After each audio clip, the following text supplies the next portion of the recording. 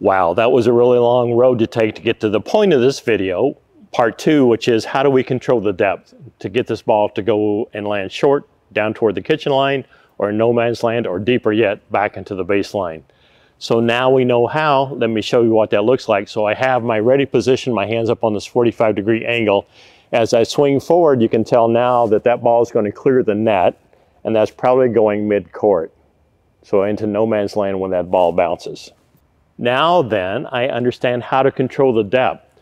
So if this goes mid-court, I know that I need to be a little bit further forward, hitting that ball a little bit further forward. So when I talked about this 45, that's the mid-range here of where I want to be when I hit this ball. If I want to have that ball hit shallower, down at somebody's knees, if they're standing on the kitchen line, I need to be out in front just a little bit. And you can see the further out in front, now it starts going in the net, starts going in the net, starts going in the net. The opposite is true. So if I want this ball to go deeper toward the baseline, and I've got this hand up on this 45-degree angle, and in general that would land about mid-court, assuming I'm up here on the kitchen line hitting these balls, then if I want that ball to go deeper, then I am a little bit later on this shot. So still have my reference point here on this 45-degree angle, but the later and later I'm hitting this ball further and further behind this ideal contact point. You can see that that trajectory now goes further and further back. Eventually it goes beyond that baseline. So how I'm controlling the depth on my shots, if I'm hitting them down at somebody's knees or feet on the kitchen line versus back at the baseline, is my timing. Left hand's my reference point, so if I'm really early, this ball goes shallower towards somebody up on the kitchen line. If I'm a little bit later than that and I hit the ball behind this ideal reference point, now it's going deeper and deeper, and at some point it goes out of bounds. Now we have the information we need to be able to diagnose why the ball went where it went, if it went too shallow or it went too deep. So if I hit a ball and it didn't go where I wanted it to, let's say it went in the net, I know that I got there early. I wasn't using this left hand well, my non-paddle hand. I got out way in front and this ball goes down. Goes in the net, never clears the net. So I go, why did that go in the net? I got there too early, I got too excited, I didn't wait long enough for that ball to get where I needed it to be so it would go over that net. We hit a ball and it goes too long, we know we got there late. Then I might think, where was my hand? Was my hand up here because they hit a higher lob or a higher high ball that went deeper and I had to back up? And sometimes you'll see people do this and now they're reaching up, and if I hit this ball up here, you can tell that's probably going out of bounds. If I can diagnose this, then I can fix this in a game. If I can look at this ball and go, it went way too shallow, or maybe it went in the net, I got out early. So I wasn't using this hand, or maybe I didn't have it up at all. I got excited, I swung too early, paddle got there too quick, I drove this ball into the net.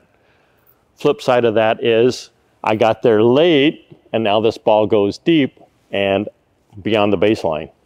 You will get those high slow balls that are a little bit deeper and you have to back up. Things to watch out for. One is you need to get there before the ball gets there and gets stopped and set up and stationary. What you don't want to do is still be backing up and hitting this ball, and generally what I see is people now have their hand up vertically, and as they're swinging, this ball is going long. Or they'll back up and be on this 45-degree angle, but they're leaning backwards, so as they're swinging, now that goes into the net. So if either one of those things happen to you, you didn't get there quick enough. I know we can't always get there before the ball, but we got to hustle really hard to get there before the ball. Otherwise, this ball may be too high for us and we're hitting here and that ball goes long. We're diagnosing this real time, right? Or we're leaning backwards and our arms on the 45-degree angle where it should be, but our body's no longer vertical. Our body's leaning back, so as we're hitting this, we're actually ending up being there way out in front, and that ball goes down into the net. Bad things happen when you don't beat the ball to the position. You need to get there before the ball is. You need to hustle extra hard and not just want to get there at the same time that the ball gets to where you're going to hit it. Now we have enough information to know how to get the ball where we want to get it and to diagnose if it didn't go there, what needed to happen. So recap summary here. We always kind of want this ball in on our shoulder, and controlling left, right then is that we're going to rotate our body around, and so that ball trajectory is going to go on the angle of where we're oriented. So we want to have the time to move and orient our body differently depending on where we want that ball to go, left or right across the court. And then secondly, we really want this 45-degree angle, looking this ball into the hand, into the palm of the hand with the fingers spread, just like catching a softball. And then we want that reference point as we rotate into the shot that we're hitting the ball there, and it will stay in bounds more. I tell people once the ball leaves my opponent's paddle, it belongs to me. They can't do anything to that ball to make it worse on me. That ball is gonna go where it's gonna go.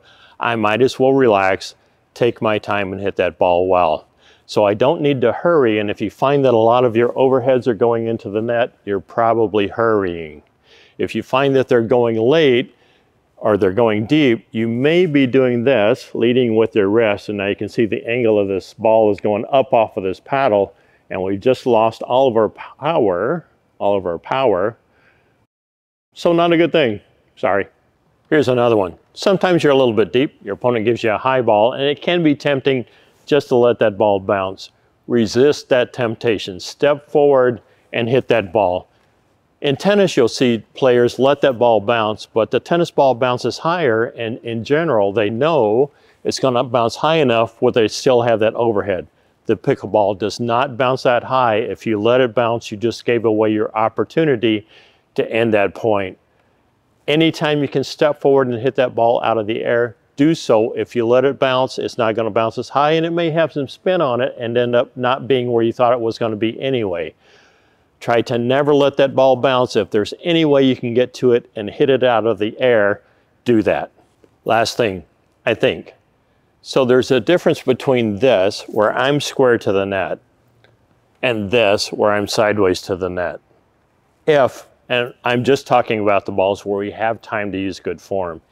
If I'm here and my arm is up on this 45-degree angle and my paddle is prepped, I have no ability to rotate in this ball and put much power on it. My body's already rotated forward, and so I've lost the ability to put this ball away and have this point be over.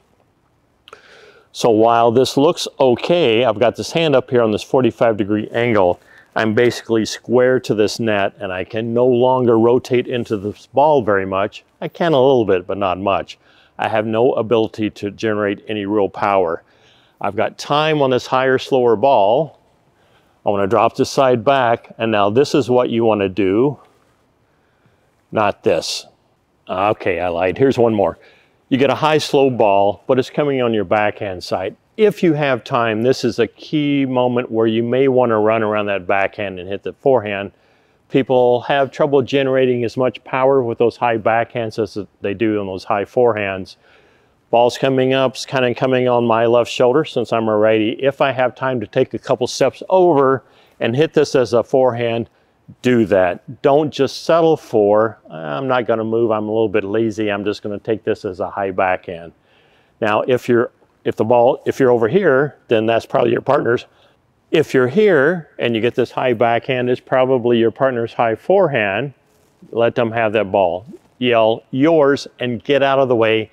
Don't just stand there, don't just duck. I've missed some balls because I don't want to hit my partner with this high ball off of my forehand here if they didn't really get out of the way. Do your partner a favor, yell yours, get out of the way, clear out that area and let them hit that ball.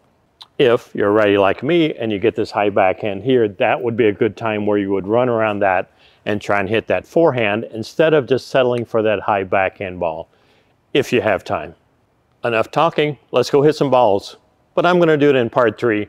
That's coming out soon.